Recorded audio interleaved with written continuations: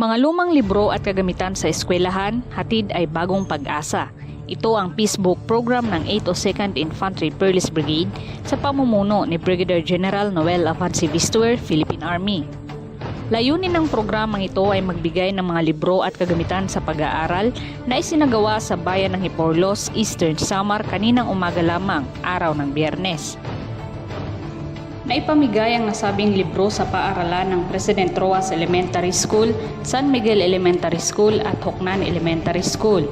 Kasabay nito ang isinagawang serbisyo caravan ng local government unit ng Hiporlos sa pamumuna ni Vice Mayor Honorable Christopher Go.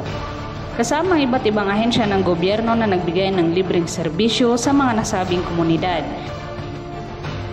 Kabilang na dito ang libreng gupit, pagkukumpuni ng mga sirang appliances na hatid ng 63rd Infantry Battalion, libreng check-up, tuli, blood sugar testing, pamimigay ng libreng gamot na hatid ng Rural Health Unit at libreng seedlings mula sa Municipal Agriculture Office.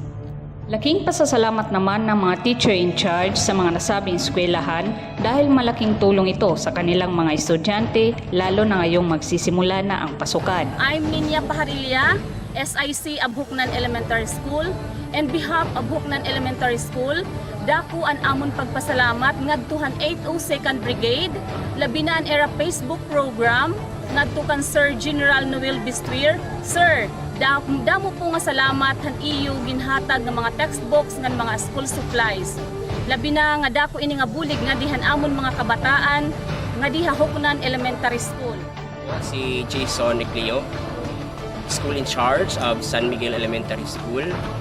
On behalf of San Miguel Elementary School, kami po ay nagpapasalamat sa 802nd Brigade sa pamumuno ng General Noel Vistuer sa kanilang programang ipinahatid sa aming paaralan sa pamamagitan ng pagbibigay ng mga school supplies at textbook. Ito po ay isang malaking tulong po para sa aming mga mag-aaral kasi po ngayon po nandyan na po kami sa phase ng learning recovery na dulot ng pandemya. Morning everyone. Ako si Mrs. Rosila Esbalais, DIC at President Roas Elementary School. Hangaran hit amon eskwelahan, ako nagpapasalamat nga dahan Peacebook program 802nd Brigade pamumuno ni General Noel Vistuer. At damo-damo nga salamat hini nga iyo bulig ganhit amon kabataan, hit amon mga pupils dako na ini nga bulig ha ira nga diri na inin ira mga kag-anak nagproblema hini nga mga school supplies. Ay nga aga haadto tanan. Ang serbisyo karaban iginlusan para magserbisyo o ipaabot ha iyo nga kamo inigugma hito nato ni LGU diri kamo nagalintan. Again no pinapabot ni Mayor Nonon Go nga ito niyo ginlusan na nga ni ano yung mga panginahanglan ang mga congresswoman, ang mga congressman, ang mga party list kung may nakong panginahanglan, mga financial man adala niyo regarding naman ang tuna kung may problema ang tuna may libre nga konsultasyon ano pa tada piso ada so gabi na una na akong manghod di Linggo.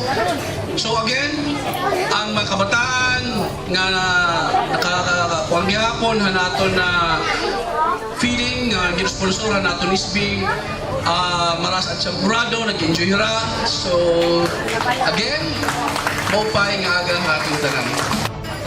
May na-prepare din kaming mga libro para sa elementary and accredited textbooks talaga ito, no?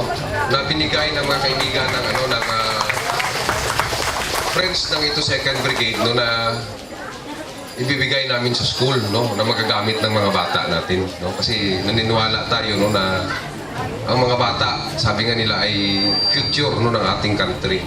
So may libro kami at tawag namin sa program na pamimigay ng libro na dinodonate naman ng mga kaibigan natin is Peacebook program no. So yun lang no. Again ang inyong 802nd Brigade, ang inyong Philippine Army, ang Armed Forces of the Philippines no ay nandito no para i-secure ang ating mga communities. Nandito ang kami no, yung 63rd IB, may tropa tayo dito, yung Bravo Company. At kung may mga concerns kayo sa kanila, lapitan nyo lang po sila. No? Yun lang, damo nga salamat nga maupay nga. Sa kapaghatid ng impormasyon at balita, ito po si Caperlis Trooper Jane Campanario.